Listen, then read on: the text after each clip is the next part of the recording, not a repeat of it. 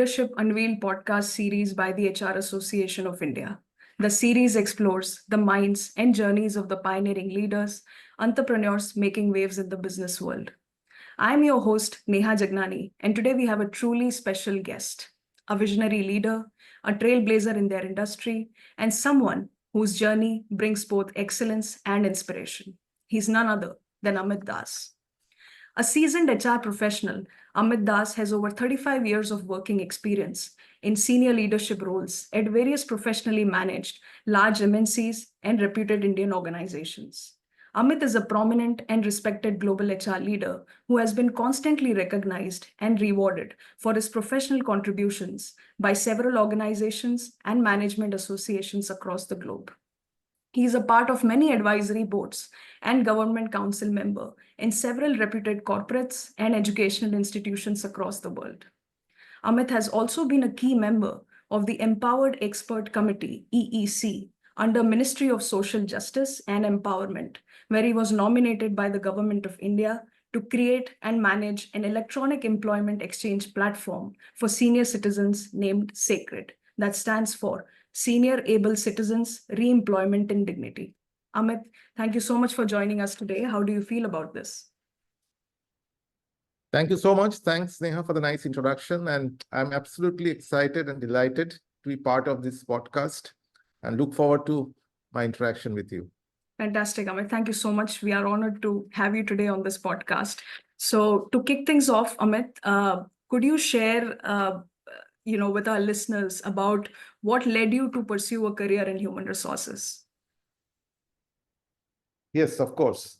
So if I have to reflect back, Neha, my journey into human resources, it was driven by a kind of deep interest in how every business is driven by its human capital. Sure. And how significant impact this human asset can have in moving organizational dynamics. Okay. So quite early in my career as a graduate engineer, I worked on a team restructuring project that challenged me to think critically.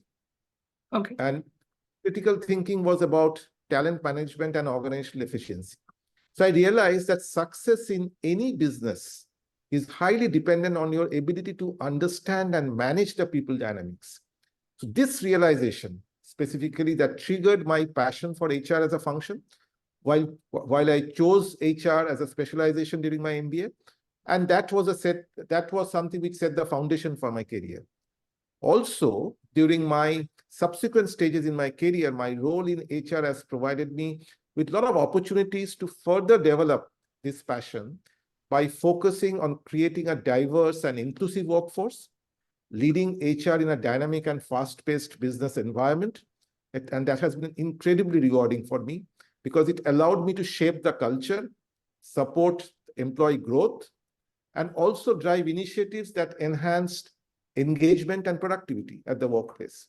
So these experiences has, over a period of time, it deepened my commitment to building workplaces where people can not only thrive, but also see the direct impact of their contribution on the organizational success.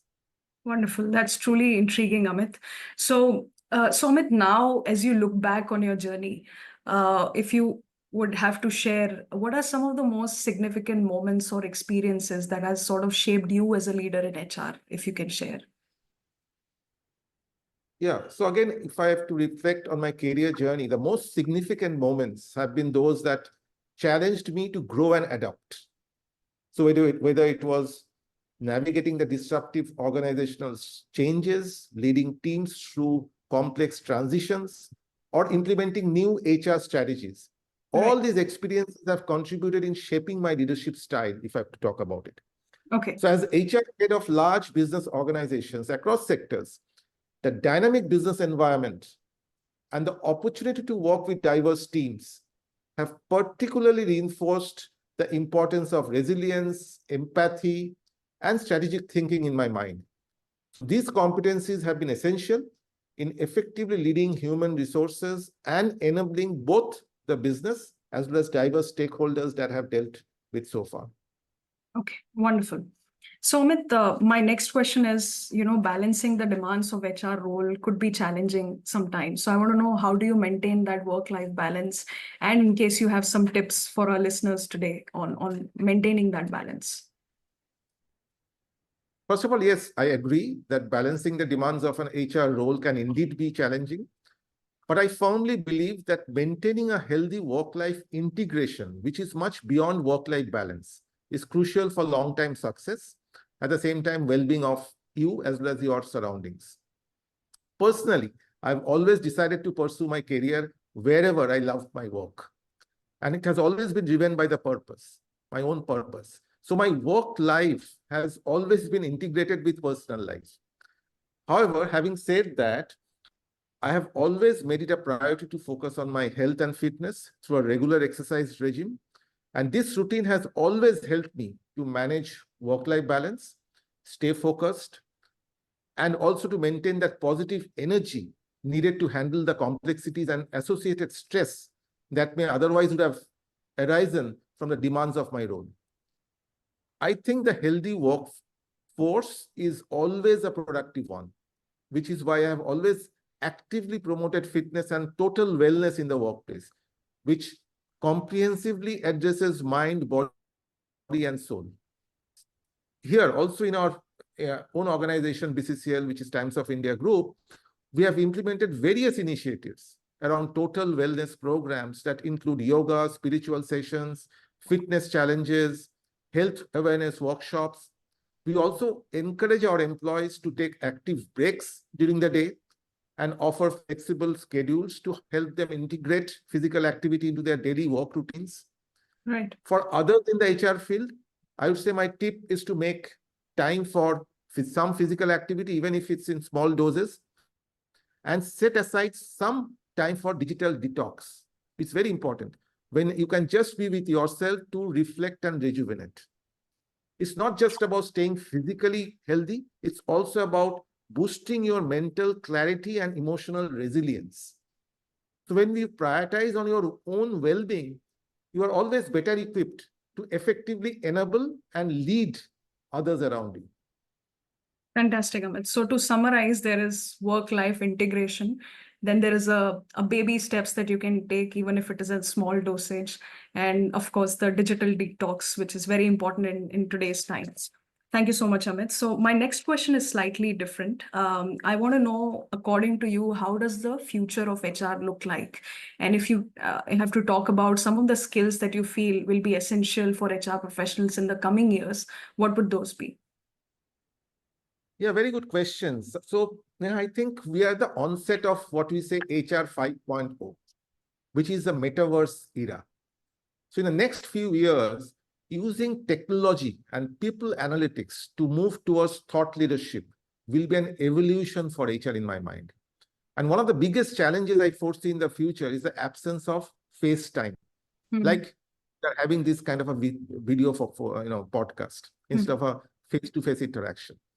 So another big change we will witness in the near future is a greater emphasis on what we say customization or personalization at each and every employee lifecycle touchpoint.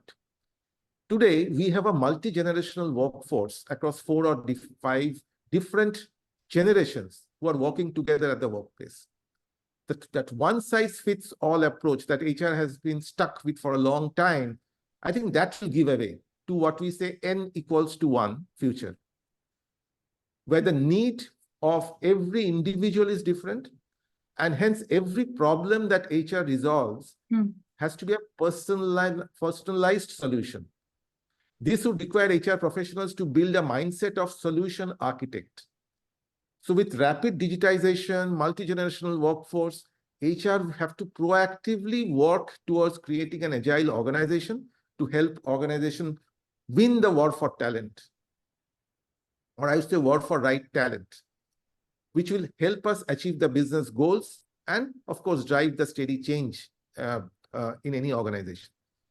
And with increased focus on employee experience and engagement, I think HR leaders will be compelled to adopt the time-tested marketing principles of customer analytics and engagement to not only attract top talent, but also to improve their retention.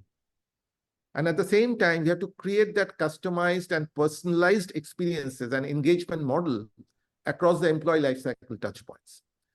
So HR has to drive this change by leveraging technology that will help them create these customized and hyper-personalized employee experiences right from onboarding to exit, and of course, beyond that as well. Fantastic. Great insights, Amit. Thank you so much. So this brings us to the last question for the day, Amit, which is, what advice would you give to the aspiring HR professionals out there who are looking forward to make a meaningful impact in their careers? So when I interact with the budding HR professionals, I can see that the new age workforce, they're extremely excited and confident of their success in a digitally connected world, which is full of opportunities. Right. While we can assume that the aspiring HR professionals who are students today, who will be our future workforce, they are growing up with Facebook and they're in fact digital natives. Okay, but they need to inculcate that life and business skills like empathy, agility, collaborativeness, multi-stakeholder management, tolerance to ambiguity, and also develop that growth mindset with critical thinking and resilience to succeed in this kind of a dynamic and increasingly disruptive and dynamic world of business. So as HR professionals who are coming in the workplace going forward, they have to focus on application of their cognitive learnings that they have picked up during their as a student during their campus days, the strength, capabilities, and they have to be accountable for every interaction with their stakeholders once they're at the workplace. They have to apply the design thinking principle and keep asking the question, what's the expectation of my stakeholder from me? Do I have the current capability to deliver that expectation? What are my capability gaps and how do I bridge it? And the differentiating factor in my mind for future ready HR professionals will be how well they demonstrate this agility, adaptability, critical thinking, and growth mindset to create this anti-fragility, not only in their own organization, but also the overall business ecosystem at large. We know that this VUCA and now super VUCA business environment, which is new normal, it's showing a high degree of complexity and unpredictability. Right. But this is the time for young professionals to also collectively demonstrate a higher degree of resilience, creativity, agility, and embrace the right technology to, I would say, reimagine the future business scenarios and navigate through this uncharted terrain.